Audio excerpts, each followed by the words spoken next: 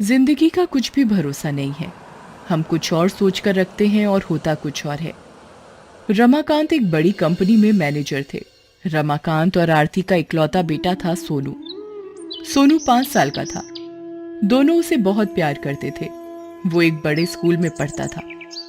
उनकी जिंदगी सही चल रही थी। एक बार वो अपने शहर से बहुत दूर मेले में गए।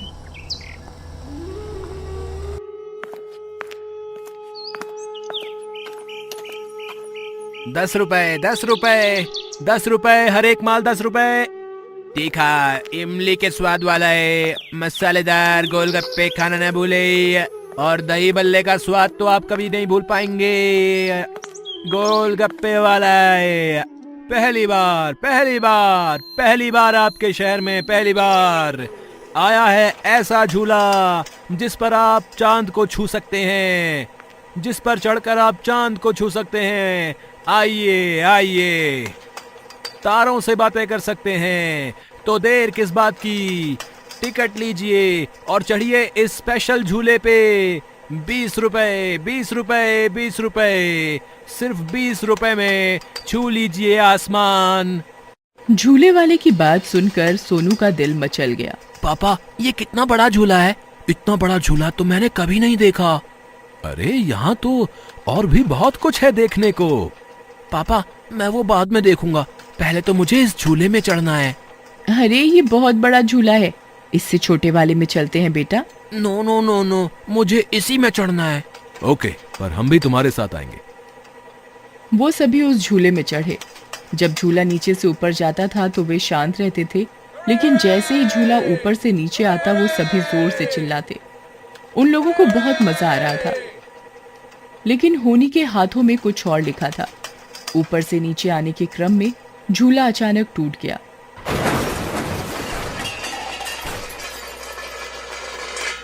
हर ओर चीख पुकार मच गई। कई लोग उस दुर्घटना में मारे गए, कई घायल हो गए। आरती और रमाकांत भी इस दुर्घटना में नहीं रहे। सोनू बेहोश हो गया था।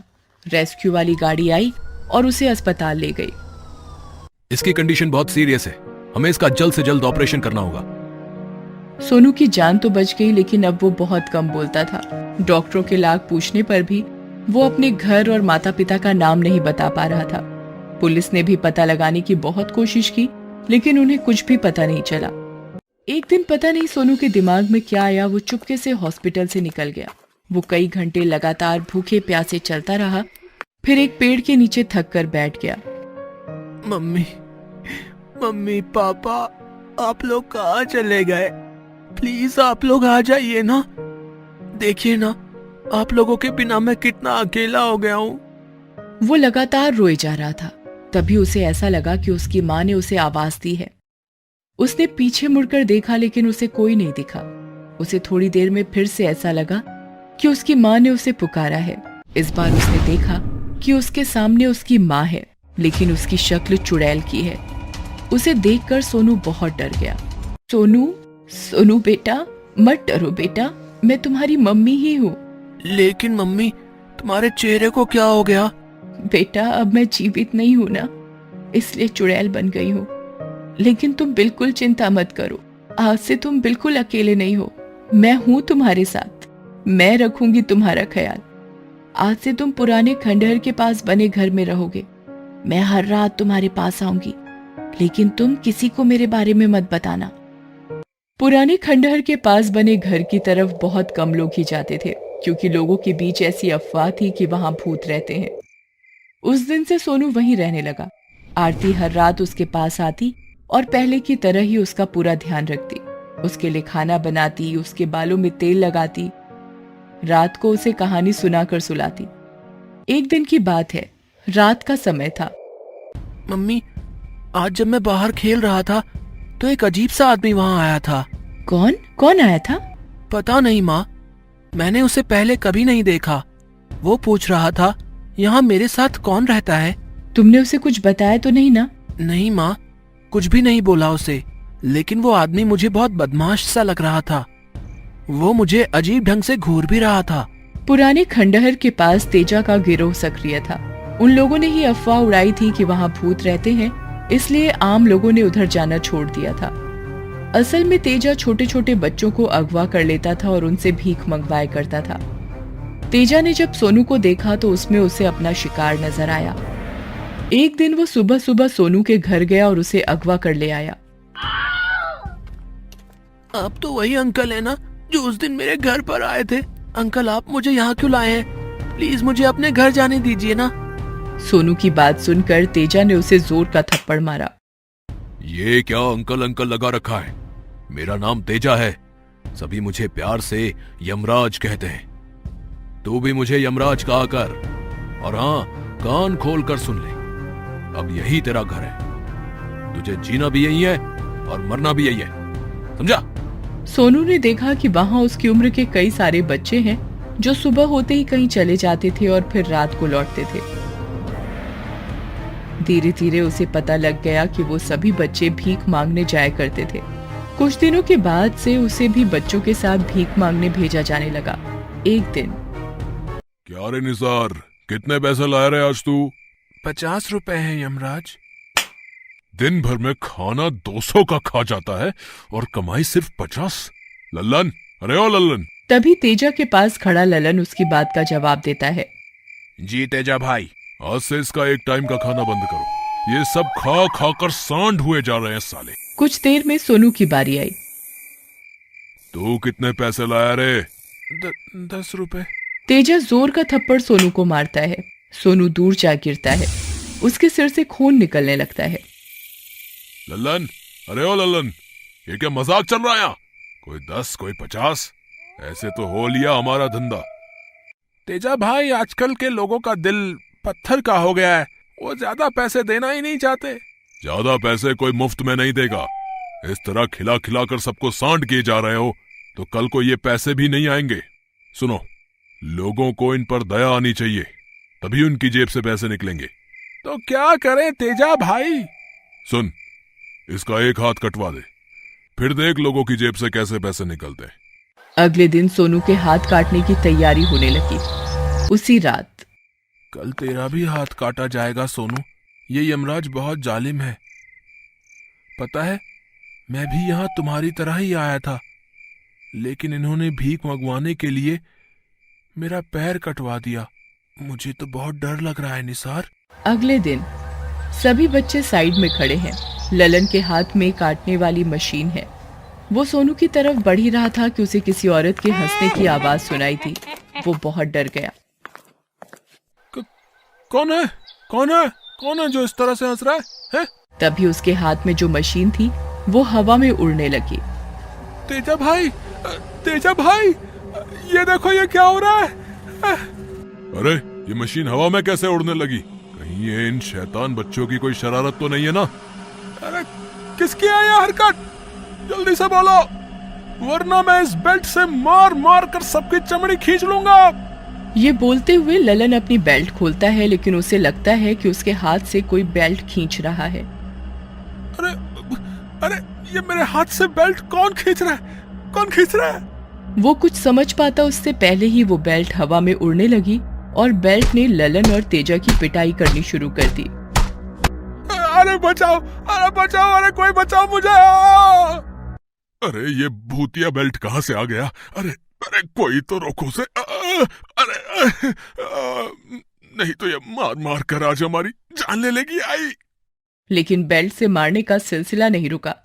वो दोनों मार खाते खाते बेदम हो गए। कुछ देर में उन्हें फिर से किसी औरत के हंसने की आवाज आई। इस बार चुड़ैल के रूप में आरती खुद उनके पास आ गई। आरती के हाथ में ही बेल्ट था। अरे, ये क्या हो रहा है? अभी तक तो ये भूतिया बेल्ट हमारी पिटाई कर रही थी, अब ये चुड़ैल कहाँ से आ गई? मैं तुम लोगों को नहीं छोड़ूंगी। तुम लोग राक्षस हो, राक्षस। जिन बच्चों में लोगों को ईश्वर दिखता है, तुम लोगों ने अपने स्वार्थ के खातिर उन बच्चों के साथ जानवरों से बदतर सुलूक किया। आज मैं किसी को नहीं छोड़ूंगी, किसी को भी नहीं। उसके बाद आरती उन दोनों को मार देती है। फिर वो सोनू समेत सारे बच्चों को वहां से आजाद करवाती है। सारे बच्चे पुलिस स्टेशन जाकर सारी बातें बताते हैं। पुलिस उस जगह को सील कर देती है। उसके बाद पुलिस अपनी कस्टडी में सारे बच्चों को एक बहुत बड़े एनजीओ के हवाले कर देती है, जो एनजीओ बच्चों के लिए काम करता था। सारे बच्चे उस एनजीओ में खुशी खुशी रहने लगते हैं। आरती कभी कभी उन बच्चों से मिलने आती है, लेकिन ये बात एनजीओ में किसी को पता नहीं है।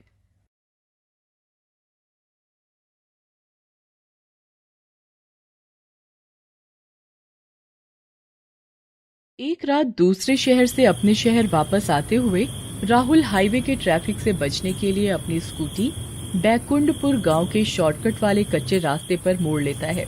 वो रास्ता बिल्कुल सुनसान और खाली होता है, लेकिन राहुल बिना किसी फिक्र गाने गुनगुनाता हुआ आगे बढ़ रहा होता है। यूं ही चला चल रही, यूं ही चला चल, कितनी हसीन है ये दुनिया। ला ला ला ला ला ला ला ला ला ला ला ला। राहुल अपनी मस्ती में आगे बढ़ रहा होता है। तभी रास्ते में उसे एक बहुत खूबसूरत लड़की अकेले खड़ी लिफ्ट के लिए इशारा करती दिखती है, जिसे देखकर राहुल उसके सामने स्कूटी रोक देता है। इतनी रात को आप यहाँ अकेले क्या कर रही हैं? मेरा नाम शालू है। क्या आप मुझे यहीं पास में एक पहाड़ी है, वहां तक लिफ्ट दे सकते हैं? हाँ जी, बिल्कुल। मैं तो हमेशा मदद करने के लिए उत्सुक रहता हूँ। इस पर शालू राहुल की स्कूटी पर बैठ जाती है। कुछ दूर पहुंचने पर शालू राहुल के गले पर चाकू लगाकर स्कूटी को एक कच्चे रास्ते के जरिए पहाड़ी से नीचे उतारने के लिए बोलती है। चाकू देखकर राहुल बहुत डर जाता है और उसके बताए रास्ते पर स्कूटी मोड़ लेता है। आजा, तुझे स्वर्ग की सैर कराऊं। इसके बाद शालू भूतनी राहुल का गला काटकर वहां से गायब हो जाती है। बैकुंठपुर गांव वैसे तो अपनी खेती के लिए मशहूर है, लेकिन अब पिछले कुछ समय से ये गांव रात की भूतनी के लिए भी मशहूर हो गया है, जो अपने बदले के लिए रात के समय गांव की कच्ची सुनसान सड़क पर आने वाले नौजवानों को अपनी खूबसूरती के मुंह में बांधकर पहाड़ी के पास ले जाकर मार देती है। ये शालू की भूतनी ने तो गांव में बहुत बुरा आतंक फैलाया हुआ है। ना जाने ये भूतनी कब तक अपनी मौत का बदला बेकसूर लोगों से लेती रहेगी। सबकी नाक में दम किया हुआ है। जहां एक तरफ गांव वाले शालू भूतनी से परेशान होकर सूरज ढलने के बाद घर से बाहर निकलना बंद कर देते हैं, वहीं भूतनी हर रात गांव के पास वाले हाईवे से गांव का शॉर्टकट लेने वाले नौजवानों को रोककर उन्हें मारती रहती है। यहाँ गांव की स्थिति जितनी बुरी होती जा रही होती है, वहीं उससे कई किलोमीटर दूर रोहन अपनी लाइफ के सबसे बड़े हादसे से अनजान शहर में दोस्तों के साथ जिंदगी के मजे ले रहा होता है। तो इस साल आकाश के बर्थडे सेलिब्रेशन की प्लानिंग क्या है? यार, यहाँ कोई कुछ नहीं सोचने वाला, इसीलिए मैंने खुद ही वेन्यू बुक कर दिया। वाह लड़के, तो फिर हमारी इस साल की कंट्रोवर्सी कहाँ होने वाली है? शहर से दूर एक नया रिसोर्ट बना है, वही बुकिंग की है। एंड ब्रो, बहुत मुश्किल से डैड को पार्टी के लिए राजी किया है, तो इस साल मुझे कोई गड़बड़ी नहीं चाहिए।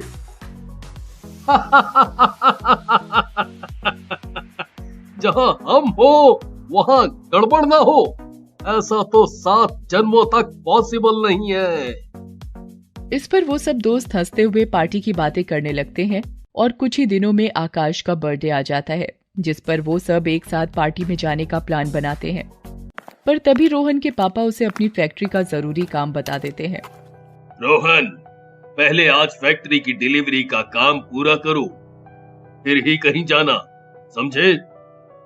पापा की बात मानते हुए रोहन दोस्तों के साथ जाने से इनकार कर देता है, जिस वजह से उसके दोस्त पहले ही रिसोर्ट के लिए निकल जाते हैं और रोहन काम करने में व्यस्त हो जाता है। इसी तरह सुबह से शाम हो जाती है और अब आकाश रोहन को जल्दी रिसोर्ट पहुंचने के लिए फोन करना शुरू कर देता है। हेलो, अरे भाई कहाँ रह गया? यहाँ पार्टी शुरू होने वाली है और तू अभी तक पहुँचा नहीं। बस काम पूरा हो गया, यहाँ से निकल रहा हूँ। तेरे कहने पर मैंने शिवानी को बुलाया है। अगर जल्दी नहीं आया तो वो चली जाएगी। नहीं नहीं, उसे रोक कर रखना, मैं अभी आया। वाह रोहन, शिवानी को अपने दिल की बात बताने का बहुत अच्छा मौका है। जल्दी भाग बेटा, जल्दी भाग। इस पर रोहन भागता हुआ अपने पापा के पास जाता है और उनसे बाइक की चाबियां लेकर चीते से तेज रफ्तार में बाइक भगाता हुआ वहां से निकल जाता है। इसी तरह रोहन कुछ ही देर में आधा रास्ता पार कर लेता है और जैसे ही रिसोर्ट के पास वाले हाईवे पर पहुंचता है तो वहां के ट्रैफिक में फंस जाता है। बस इसी की कमी थी, सारी मुसीबतों को आज ही रास्ते में आना है। ऐसा सोचते हुए कुछ देर इंतजार करके रोहन अपने फोन में मैप खोलकर रिसोर्ट पहुंचने का कोई दूसरा रास्ता ढूंढने लगता है, जिसमें उसे हाईवे के पास बैकुंठपुर गांव का कच्चा रास्ता नजर आता है, जिसे देखकर रोहन उस रास्ते पर जाने और ना जाने की असमंजस में पड़ जाता है। तभी उसके फोन की घंटी बजती है। भाई, तू आज की डेट पर आ जाएगा या नहीं? शिवानी वापस जाने के लिए बोल रही है।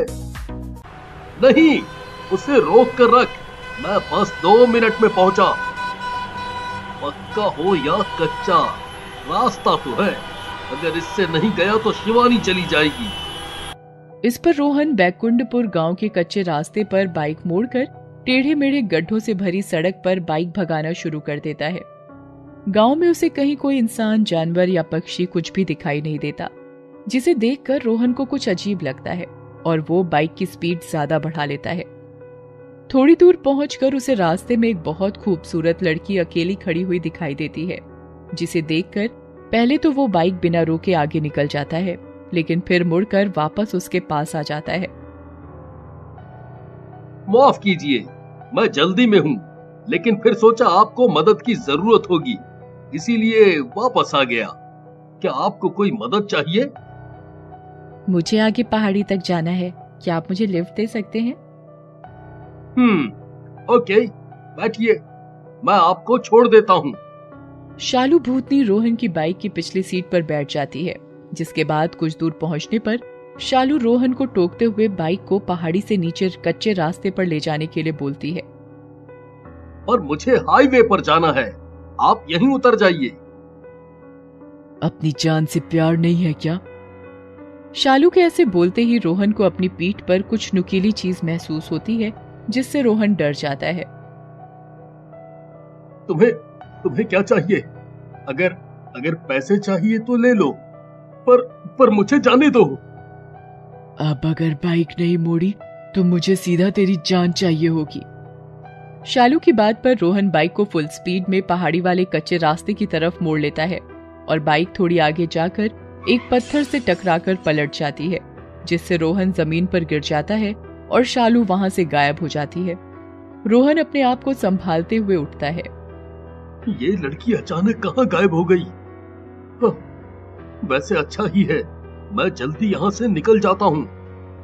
रोहन जल्दी बाइक की तरफ जाता है, तभी शालू की भूतनी वहां आ जाती है। क्यों रे, तुझे सही से बाइक चलाने नहीं आती और मुझसे बचकर कहाँ भाग रहा है? यहाँ आया कोई इंसान मुझसे बचकर नहीं जा सकता, तुझे तो मरना ही पड़ेगा। ऐसा बोलते हुए जैसे ही शालू रोहन पर हमला करती है, तभी रोहन अपनी जान बचाते हुए बिना कोई देरी किए बाइक स्टार्ट करके अपनी फुल स्पीड में वहां से भाग जाता है, जिसके बाद वो हाईवे पर पहुंचने तक पूरे रास्ते में कहीं नहीं रुकता और हाईवे पर पहुंचकर एक चाय की टपरी पर रुकता है। क्या हुआ भाई, इतने परेशान और डरे हुए क्यों लग रहे हो? सब ठीक है? चाय वाले के पूछने पर राहुल उसे गांव में उसके साथ घटी पूरी घटना सुनाता है, जिसे सुनकर चाय वाला हैरानी से उसकी तरफ देखता है। भाई, तुम बहुत खुशकिस्मत हो, इस सालू की भूतनी से बचकर वापस आ गए, नहीं तो आज तक वो अपने खून का बदला लेते हुए ना जाने कितने नौजवानों की जान ले चुकी है। मेरी बात मानो तो पूरी जिंदगी में इस गांव की तरफ मुड़कर दोबारा कभी वापस मत आना। चाय वाले की बात सुनकर रोहन भगवान का शुक्रिया अदा करके अपनी बाइक पर बैठकर अपने घर की तरफ वापस जाने लगता है। आज के बाद ना कभी किसी लड़की के लिए शॉर्टकट लूंगा और ना ही किसी को लिफ्ट दूंगा।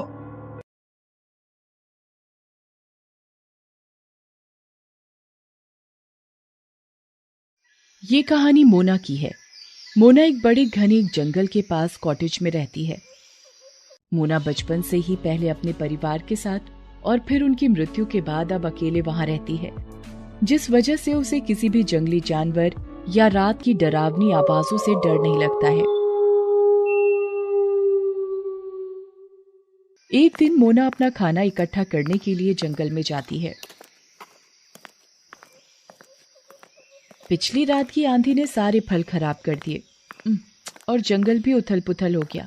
अब तो यहाँ फल और नदी में मछली कुछ भी ढूंढना बहुत मुश्किल होगा। अपने आप से ये सब बोलते हुए मोना बहुत देर तक खाने की तलाश करते हुए जंगल में एक जगह से दूसरी जगह घूमती रहती है, जिसके बाद उसे बहुत ढूंढने पर वहां एक आम का पेड़ मिलता है, जिस पर अभी भी कुछ आम लटके हुए होते हैं।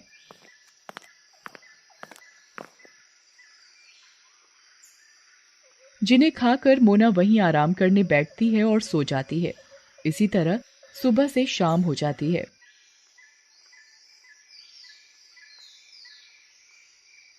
अरे, सूरज ढल गया।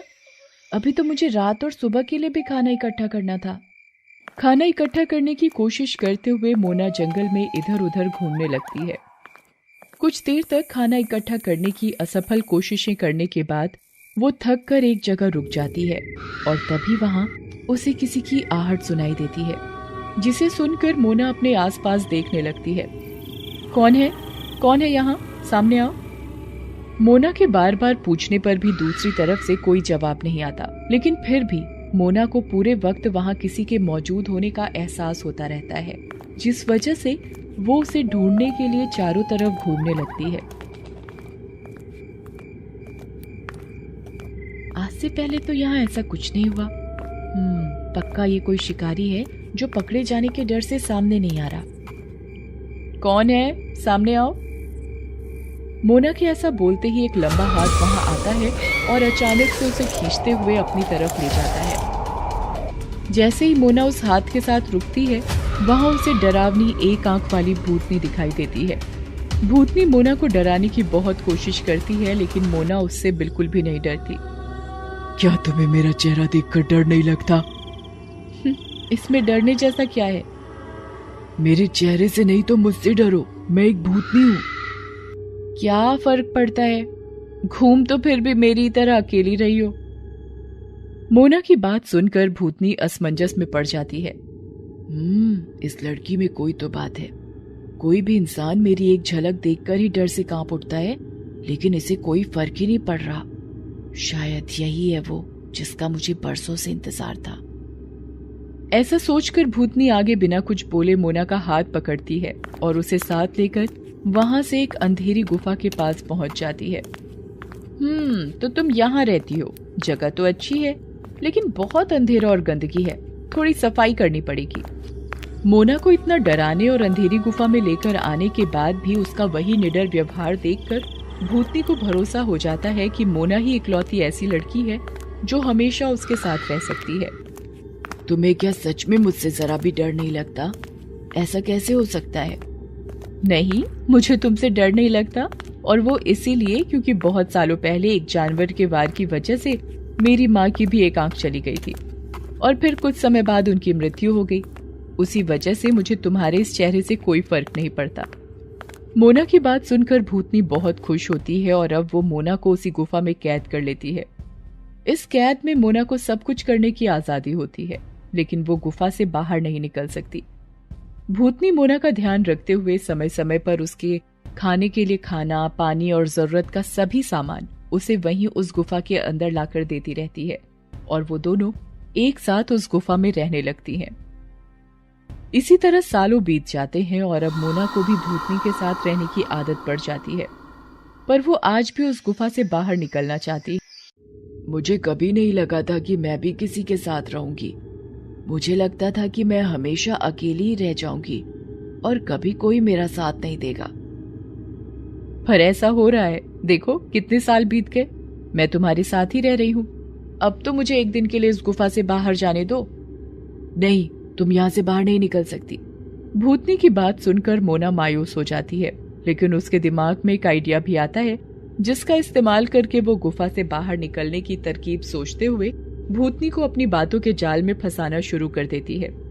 मुझे पता है तुम मुझसे बहुत प्यार करती हो, मुझे कोई नुकसान नहीं पहुंचाना चाहती, हमेशा मेरे साथ रहना चाहती हो, लेकिन उसके लिए तुम्हें मुझ पर भरोसा भी करना पड़ेगा, और भरोसा इस तरह किसी को कैद करने से नहीं होता। मोना की बातें सुनकर भूतनी कुछ सोच में पड़ जाती है, जिसे देखकर मोना आगे बोलना शुरू करती है। जब से मैंने अपनी मम्मी को खोया है तब से मैं अकेले रहती थी। तुम्हारे साथ रहने पर लगा कि मुझे मेरी मम्मी वापस मिल गई और शायद अब मैं हमेशा के लिए उनके साथ रह सकती हूँ।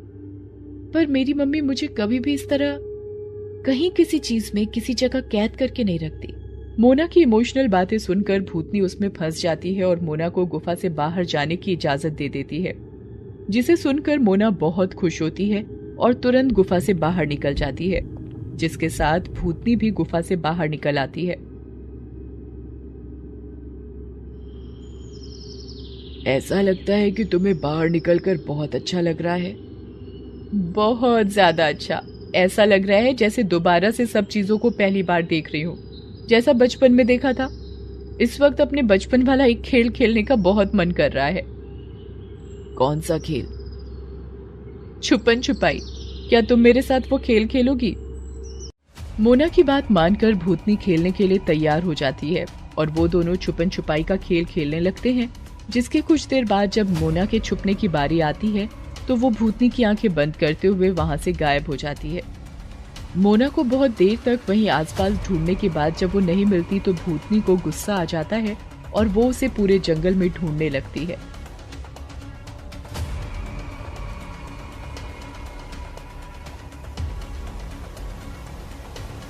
तुमने मेरे साथ धोखा किया, मुझसे झूठ बोला और मुझे वहां अकेले छोड़कर अपने घर गई। मेरी इंसान और भूत दोनों लाइफ में तुम पहली ऐसी लड़की हो जो मुझसे डरी नहीं, दूर नहीं भागी और मेरे साथ रहने के लिए तैयार भी हो गई। मुझे तुम्हारे साथ रहना अच्छा लगता है, पर तुम मुझे धोखा देकर झूठ बोलकर यहाँ भाग आई। मैंने तुमसे कोई झूठ नहीं बोला। नहीं, अब मैं कुछ नहीं सुनूंगी। कुछ भी हो जाए, किसी भी तरह तुम्हें हमेशा मेरे साथ ही रहना होगा।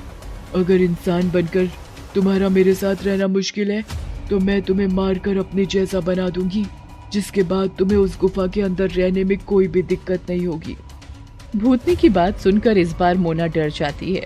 उसे समझ नहीं आता कि वो क्या करे और क्या नहीं, इसीलिए वो अपनी जान बचाने के लिए वहां से भाग जाती है।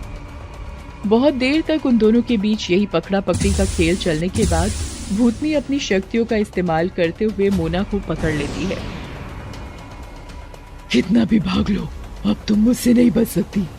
तुम्हें मेरे साथ रहने के लिए मेरे जैसा बनना ही पड़ेगा, उसके लिए मरना जरूरी है। ऐसा बोलकर भूतनी मोना को मारने के लिए आगे बढ़ती है। तभी मोना रोना शुरू कर देती है, जिसे देखकर भूतनी रुक जाती है। मुझे माफ कर दो। हाँ, मैंने पहले वहां से भागने की कोशिश की, लेकिन मैं तुमसे नहीं, उस गुफा से दूर भागना चाहती थी। मैंने तुमसे जो भी बोला वो सब सच है। मुझे सच में तुम्हारे साथ रहना बहुत अच्छा लगता है, पर उस गुफा से परेशान होकर मैं वहां से भाग गई। मैं अलग नहीं होना चाहती, बस मुझे उस गुफा में कैद भी नहीं रहना। मोना की बातें सुनकर भूतनी को अपनी गलती का एहसास होता है। उसे समझ में आता है कि वो मोना को गुफा में कैद करके अपने साथ तो रख सकती है, लेकिन अपने पास नहीं।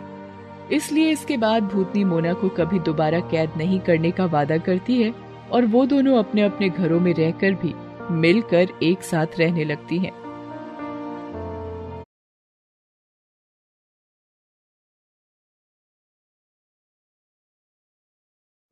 गर्मियों की छुट्टी में 3 दोस्तों ने शिमला की सैर करने की सोची।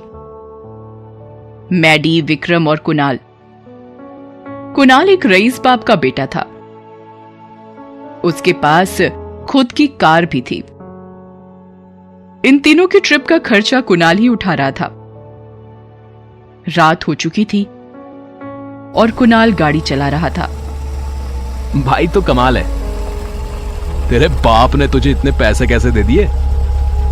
मेरा बाप मुझे सिर्फ पैसे ही दे सकता है। मतलब मेरे बाप को मेरे लिए टाइम नहीं है, बचपन से कभी नहीं था।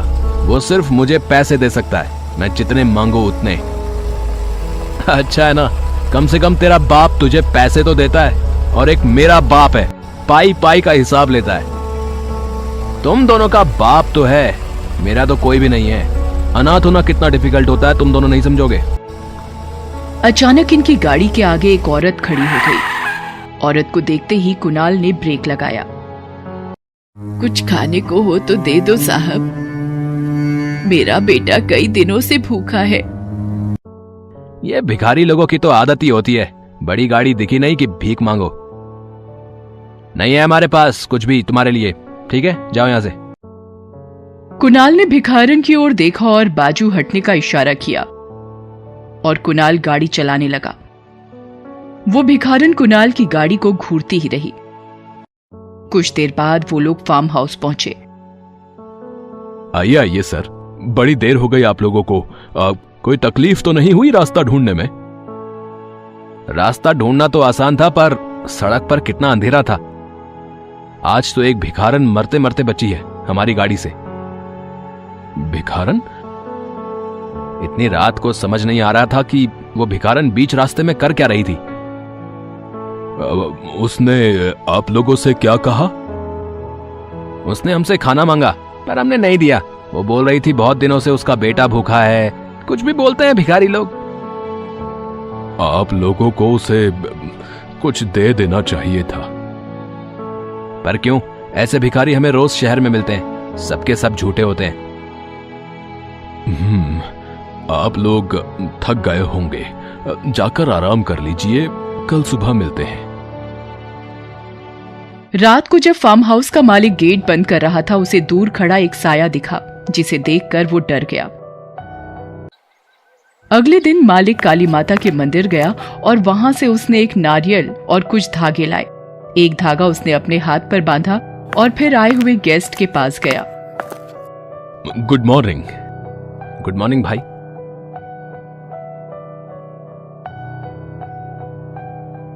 अपना हाथ दिखाओ। पर क्यों? दिखाओ तो। मैडी ने जैसे ही अपना हाथ आगे किया, मालिक ने उसके हाथ पे वो सीधा धागा बांध दिया। ये क्या है? ये हमारी कुल देवी का धागा है। आज सुबह पूजा करने गया था तो आप तीनों के लिए भी धागे ले आया। इस धागे की मान्यता है कि इसे सब शुभ होता है। फिर मालिक ने विक्रम के भी हाथ पर धागा बांध दिया। पर जब वो कुणाल के पास गया, मैं इन सब चीजों को नहीं मानता। तुम मानो ना मानो है? मेरे लिए तो बांध लो है? मालिक को मान देते हुए कुणाल ने वो धागा बंधवा लिया। पूरा दिन ये तीनों शिमला की अलग अलग जगहों पर घूमते रहे। रात होते ही इनकी गाड़ी वापस फार्म हाउस पहुंची और साथ ही वो साया भी। मालिक का ध्यान उस साये पर था। अब उसे वो औरत अच्छे से दिखाई दे रही थी। मैडी ने भी उस औरत को देखा। ये तो वही भिखारन है।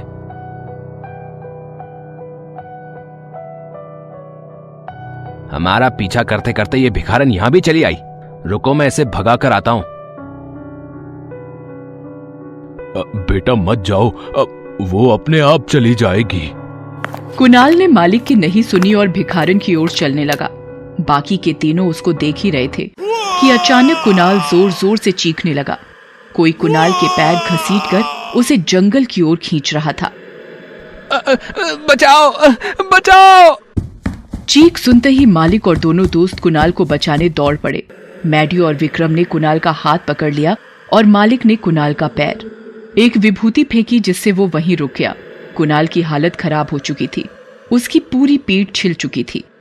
कुणाल के दोस्त उसे फार्म हाउस पर वापस ले आए। क्या था वो? कोई जंगली जानवर था क्या? चुड़ैल थी, भिखारन चुड़ैल। क्या? कल रात से वो तुम तीनों का पीछा कर रही थी। पर क्यों? क्योंकि तुम लोगों ने उसे कुछ खाने को नहीं दिया। कुणाल के हाथ का धागा कहाँ है? वो उसने रास्ते में ही निकाल दिया था, शायद गाड़ी में होगा। ये जो धागे मैंने तुम तीनों के हाथ पर बांधे थे वो रक्षा कवच थे, तुम तीनों को इस चुड़ैल से बचाने के लिए। पर ये भिखारन चुड़ैल हमारे पीछे ही क्यों पड़ी है?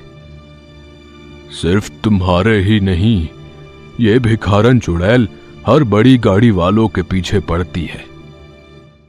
आज से 20 साल पहले गांव से दूर ये भिखारन एक झोपड़ी में रहती थी। कहते हैं इसका पति किसी बड़ी गाड़ी के नीचे आकर मर गया।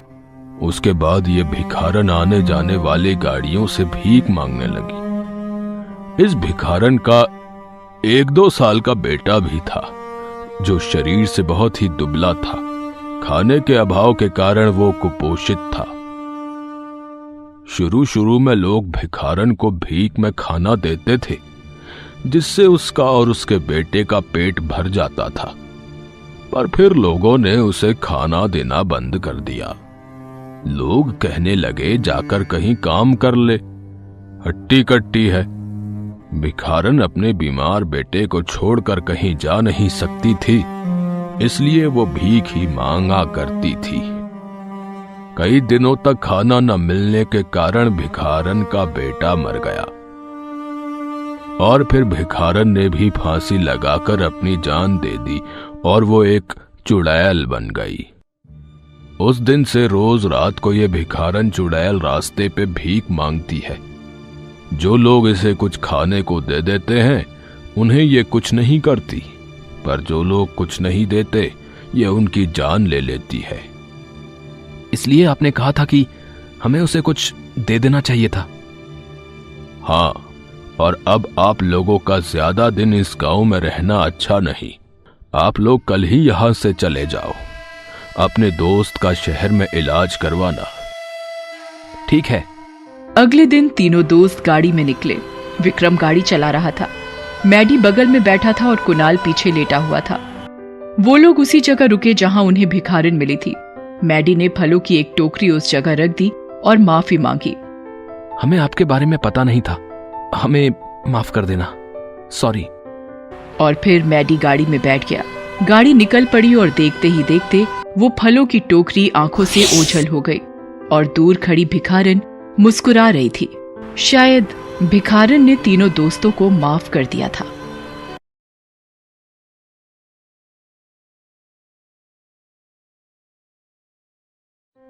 राधापुरम नाम का गांव आसपास के सभी गांव में बड़ा प्रसिद्ध था। इस गांव में खेती बड़ी ही मशहूर थी। राधापुरम गांव के किसान हमेशा प्रसन्न रहते। हर साल गांव में हरी भरी फसल होती थी। ना ही कभी अकाल पड़ा और ना ही कभी अनाज की कमी हुई। सभी बड़ी प्रसन्नता से अपना जीवन व्यतीत करते थे। इसी गांव में गोलू अपनी माँ अंजलि और बाबा राकेश के साथ रहता था। जाड़े की रात थी। गोलू और उसके पिता खाना खा रहे थे। गोलू की माँ चूल्हे पर रोटी बना रही थी। वाह माँ, क्या स्वादिष्ट खाना बनाया है आज। बात तो सही है, आलू की सब्जी बड़ी ही स्वादिष्ट है। लो लो और खाओ। ये लो बेटा, गोलू एक और रोटी खाओ। इस साल की फसल तो और भी अच्छी हुई है। कल खेत जाकर देख आता हूँ, कहीं पशु पक्षी फसलों को बर्बाद ना कर दें। ठीक है ठीक है, अभी उसके लिए एक रात पड़ी है। अभी आप आलू की सब्जी का आनंद उठाइए। ये लीजिए एक और रोटी। अरे बस बस, पेट भर गया अब और नहीं। अब तुम भी खाना खा लो, वरना अनाज बर्बाद चला जाएगा। अरे तो क्या हुआ, हमारे यहाँ अनाज की कमी थोड़ी है। अनाज की कमी नहीं है तो इसका मतलब ये थोड़े ही कि हम अनाज व्यर्थ में ही बर्बाद करें और अन्न देवता का अपमान करें, है? अन्न देव को क्रोध दिलाना अच्छी बात नहीं होती। अभी तक उन्हीं की कृपा से हमें कभी अपने पेट की चिंता नहीं करनी पड़ी। अरे हाँ हाँ ठीक है, समझ गई। अब सो भी जाइए, कल सुबह उठकर खलिहान देखने भी तो जाना है। अगली सुबह राकेश हल और अपनी पगड़ी लेकर खेत की तरफ निकल जाता है। मौसम बड़ा सुहावना था, हर जगह हरी भरी फसल। राकेश अपने खेत पर पहुंचता है, तभी उसकी नजर खेत की मेड़ पर गड़े काले कपड़े पर जाती है। राकेश उसे हल से निकालता है वो एक घड़ा था जिसके मोहड़े पर काला कपड़ा बंधा हुआ था। मोहन वो काला कपड़ा जैसे ही हटाता है, मटके के अंदर से अजीब सी दुर्गंध आती है। वो उसे वहीं छोड़ देता है और शाम को घर वापस लौट आता है। आइए आइए, आज तो मटर पनीर की सब्जी बनी है। अरे वाह, आज तो मेरी पसंदीदा सब्जी बनी है। मैं अभी हाथ मुंह धोकर आता हूँ। राकेश और गोलू खाना खाने के लिए बैठते हैं। अरे माँ, मेरी थाली से एक रोटी कहाँ गई? क्यों, रोटी दी तो थी। हाँ, पर मेरी थाली में तो एक ही है और अभी तक मैंने कुछ खाया भी नहीं। अरे, मेरी थाली की रोटियां कहाँ गई? धीरे धीरे गोलू और राकेश की थाली का सारा खाना गायब हो जाता है। वो बहुत घबरा जाते हैं। हे भगवान, ये क्या हो रहा है? जैसे ही मैं खाना बर्तन में परोस रही हूँ वो गायब हो जाता है। धीरे धीरे ये घटना पूरे गांव में आग की तरह फैल जाती है। सारे गांव से खाना गायब होने की खबरें सामने आती हैं। अगली सुबह राकेश और गांव के कुछ लोग आपस में बात करते हैं। अरे भाया, कल तो पता नहीं कैसे सारा बना हुआ खाना ही गायब हो गया भाया। अरे ऐसी ही घटना मेरे घर में भी हुई, फिर कैसे भी करके हमने रूखा सूखा खाकर पेट भरा। बिल्कुल सही कहते हो भैया। पता नहीं ये क्या हो रहा है। मेरी भाग्यवान की बनाई हुई सारी सब्जी और रोटी थाली में पहुंचते ही गायब हो गई। पता नहीं कैसा संकट आन पड़ा है भैया। ऐसे करके कुछ और दिन बीत जाते हैं, मगर घटना घटने की बजाय और बढ़ जाती है और सारे गांव में फैल जाती है। बहुत लोग अब भूखे सोने लगे और बीमार पड़ने लगे। अनाज होने के बावजूद वो कुछ नहीं खा पा रहे। सारा गांव पुरोहित जी के पास आकर इकट्ठा हुआ। त्राहिमाम पुरोहित जी, हमें बचाइए। न जाने कौन सा मनहूस श्राप इस गांव को लग गया है। हे पुरोहित जी, हमारा सारा बनाया हुआ खाना गायब हो जाता है, जिसके कारण हमारे बच्चे सहित हम भी भूखे रह जाते हैं। शायद अब देव हमसे नाराज हैं। हमने जरूर कुछ गलती की होगी। हाँ हाँ, मैंने इस घटना के बारे में सुना है। तुम सब धीरज से काम लो। अच्छा, एक काम करो, अभी यहाँ खाना बनाओ और खाना बनाते वक्त मेरी ये भभूत उसमें डाल देना। महिलाएं पुरोहित जी के यहाँ खाना बनाती हैं और बीच में ही पुरोहित जी के दिए हुए भभूत को उसमें डाल देती हैं। जैसे ही खाना बनकर तैयार हुआ, वो झट से गायब हो गया और अचानक एक चुड़ैल प्रकट हो गई जो खाना खाए जा रही थी। उसके प्रकट होते ही पुरोहित जी ने उसके ऊपर और भभूत छिड़की। भभूत पड़ते ही चुड़ैल दर्द से कराहने लगी। चुड़ैल को देखकर सभी लोग डर जाते हैं। कौन है ये गुस्ताख?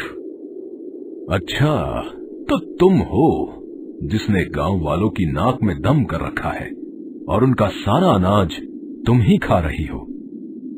मैं बहुत भूखी हूँ। वर्षों बाद मुझे आजादी मिली है। मुझे बहुत भूख लगी है। मुझे खाना चाहिए। मुझे खाना दो। इतने सारे लोगों का इतना खाना खाकर क्या तुम्हारा पेट नहीं भरा? चुड़ैल दुखी होकर बोलती है, नहीं, मेरा पेट कभी नहीं भरेगा। तुम हो कौन और तुम्हारी ये हालत कैसे हुई? मेरा नाम कादम्बिनी है। आज से 5000 वर्ष पहले की बात है। तब ये गांव आज की तरह हरा भरा नहीं हुआ करता था। मैं इसी गांव में एक छोटी सी झोपड़पट्टी में अपनी दादी माँ के साथ रहती थी। अरे कादम्बिनी बेटे, जल्दी से उपले पातले, फिर गांव में बेचने भी तो जाना है। ज्यादा देर हो गई तो दाम नहीं मिलेगा। जी दादी माँ। कादम्बिनी और उसकी दादी रोज उपले बनाते और उसे गांव में बेचकर अपनी रोजी रोटी कमाते थे। लो उपले ले लो, उपले ले लो, लो रात के भोजन बनाने के लिए उपले ले लो। अरे कादम्बिनी बेटा, अरे रुको रुको, जरा उपले देती जाओ। कादम्बिनी उनको उपले देती है, थोड़ा गेहूं लेती है और आगे बढ़ जाती है। पिछले कुछ वर्षों से गांव में बरसात नहीं हुई, इसके कारण फसल भी ज्यादा नहीं हुई। गांव के जमींदार ने इस समस्या से निपटने के लिए एक उपाय निकाला। सुनो सुनो सुनो, गांव वालों सुनो, जमींदार कुंदन सिंह का फरमान है, अन्न देवता को मनाने के लिए 16 साल से अधिक की महिलाओं को 2 दिन का व्रत करना पड़ेगा। व्रत कल से शुरू होगा।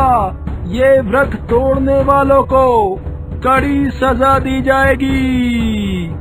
सुनो सुनो सुनो। कादम्बिनी भी ये घोषणा सुनती है और काफी निराश हो जाती है, क्योंकि वो हमेशा से ही खाने की शौकीन थी। उसने आज 16 वर्ष तक कभी व्रत नहीं रखा। उसके लिए ये व्रत बड़ा ही मुश्किल होने वाला था। दादी माँ, क्या मुझे भी व्रत रखना पड़ेगा? हाँ बेटा, इस वर्ष तुम 16 वर्ष की हो गई हो, अतः तुम्हें भी ये व्रत रखना पड़ेगा। ऐसा जमींदार साहब का फरमान है। पर दादी माँ, क्या मैं छुप कर नहीं खा सकती? ये व्रत अन्न देवता को प्रसन्न करने के लिए है। अगर ये व्रत टूटा तो वो नाराज हो सकते हैं और जमींदार भी सजा देंगे। इसलिए किसी तरह 2 दिन हमें व्रत करना ही पड़ेगा बेटी। अच्छा दादी माँ। कादम्बिनी बड़ी निराश होती है। अगले दिन व्रत का कार्यक्रम शुरू हो गया।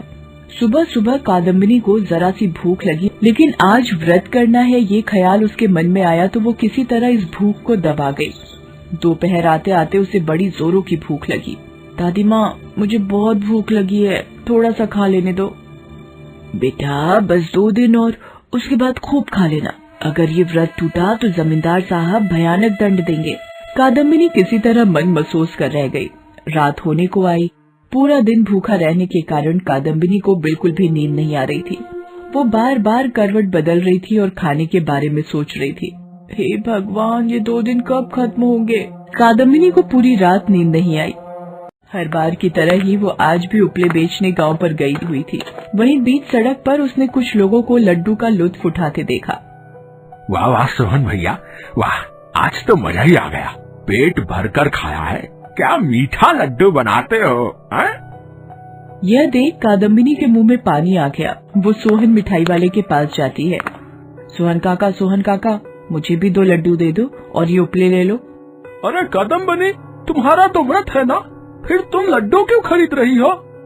नहीं काका, मैं व्रत के बाद ही ये लड्डू खाऊंगी। सोहन को उस पर शक हुआ, मगर वो लड्डू उसे दे देता है और उपले ले लेता है। कादम्बिनी घर आती है और उन लड्डुओं को घूरती है। उसका लड्डू खाने का बहुत मन कर रहा था, लेकिन अब सब्र की सीमा नहीं। आखिरकार वो उन लड्डुओं को खा लेती है। कुछ दिन गुजरे, मगर गांव में बारिश पड़ने की बजाय और सूखा पड़ गया। नदी तालाब सूख गए, सारी फसलें बर्बाद हो गई और सारे क्षेत्र में अकाल का माहौल छा गया। लोग भूखे रहने लगे। लगता है अन्न देव प्रसन्न होने के बजाय और गुस्सा हो गए हैं। जरूर किसी ने व्रत का उल्लंघन किया है। कौन है वो? सामने आओ, उसे उचित दंड दिया जाएगा। अगर कोई सामने नहीं आया तो सारे गांव को सजा दी जाएगी। सोहन मिठाई वाला जमींदार के इस फरमान से डर जाता है। जमींदार साहब, कुछ दिन पहले कादम्बिनी लड्डू मांगने आई थी। जरूर उसी ने व्रत का उल्लंघन किया होगा। तो कादम्बिनी है वो पापिन, उसे भरपूर दंड दिया जाएगा। जमींदार साहब, छोटी बच्ची है, गलती हो गई होगी, माफ कर दीजिए। लेकिन किसी ने मेरी दादी माँ की फरियाद नहीं सुनी। मुझे गांव के बाहर एक पेड़ में बांधकर अन्न देव के नाम पर बलि चढ़ा दिया गया। मुझे उस पेड़ में बांधकर जिंदा जलाया गया और मेरी आत्मा को एक मटके में कैद करके उसके ऊपर काला कपड़ा लगाकर जमीन में गाड़ दिया गया। यही मेरी सजा थी। आज इतने सालों बाद मोहन ने उस खेत से मुझे आजाद किया और मैं अपनी भूख शांत करने के लिए ये खाना खा रही थी। इतने सालों की भूख की तड़पन मेरी खत्म नहीं हुई है। अच्छा, तो वो खेत में जो मटका था उसमें तुम थी? हाँ, वो मैं ही थी जिसे तुमने आजाद किया। उस चुड़ैल की ऐसी दुख भरी कहानी सुनकर सभी का मन कोमल हो जाता है। सभी की आंखें नम हो जाती हैं। हे कादम्बिनी चुड़ैल, तुम्हारे साथ बड़ी ज्यादती हुई। हमें बड़ा अफसोस है कि तुम्हें इतना कष्ट उठाना पड़ा। फिर भी तुम्हारी क्षुधा शांत करने का कोई तो उपाय होगा। है एक ही उपाय मेरी सुधा शांत करने का, और वो है मुक्ति। मुझे मुक्ति दिलानी होगी। तो फिर कोई मुक्ति का ही उपाय होगा। मुझे हमेशा से ही नफरत की नजरों से देखा गया। एक छोटी बच्ची को व्रत रखवाकर उसके साथ अत्याचार किया गया। एक बच्ची को जिस उम्र में सबसे ज्यादा प्यार की जरूरत होती है, उसे अंधविश्वास के तहत जिंदा जला दिया गया। उसी नफरत ने मेरे अंदर की भूख और भी बढ़ा दी है। मुझे नहीं पता कि मेरी सुधा कब शांत होगी और कब तक मुझे खाते रहना पड़ेगा। एक उपाय है। गोलू बेटा, इधर आओ। पुरोहित जी गोलू को बुलाते हैं और उसके हाथ में एक तुलसी का पत्ता रखते हैं और उसके कान में कुछ बताते हैं।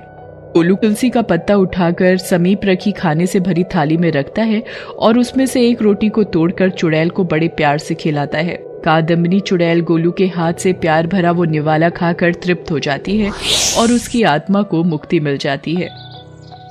गोलू के माता पिता ये देखकर बड़े प्रसन्न होते हैं और गांव में रौनक फिर से वापस आ जाती है।